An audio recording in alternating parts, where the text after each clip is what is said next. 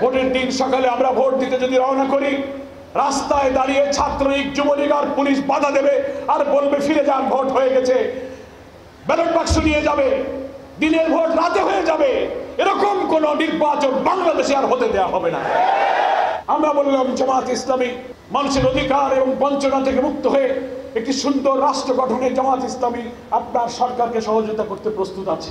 আমরা বলেছি একটি অবাধ, নিরপেক্ষ, একটি নিউট্রাল, ক্রেডিবল, পার্টিসিপেটরি, ইনক্লুসিভ ইলেকশনের জন্য যতটুকু সময় আপনার লাগে দেশের জনপ্রশাসন, সচিবালয়, রাষ্ট্রের রন্ধে রন্ধে দুর্নীতি, দলীয়করণ এবং রাষ্ট্রযন্ত্রের সব জায়গায় যে কলুষিত হয়ে আছে, সংবিধানের সংস্কার, ইলেকশন কমিশনের সংস্কার, সবকিছু করে একটি শান্তিপূর্ণ নির্বাচনের জন্য যতটুকু সময় লাগে আমরা আপনাদেরকে ততটুকু সময় দিতে রাজি আছি।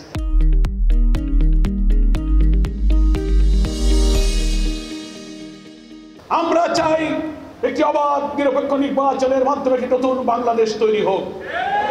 এমন কোন নির্বাচন আমরা চাই না যে নির্বাচনে স্বাধীনভাবে আমরা ভোট দিতে পারবো না।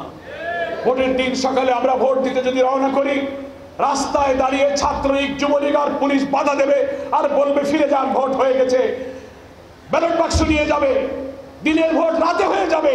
এরকম কোন নির্বাচন বাংলাদেশে আর হতে দেওয়া হবে না।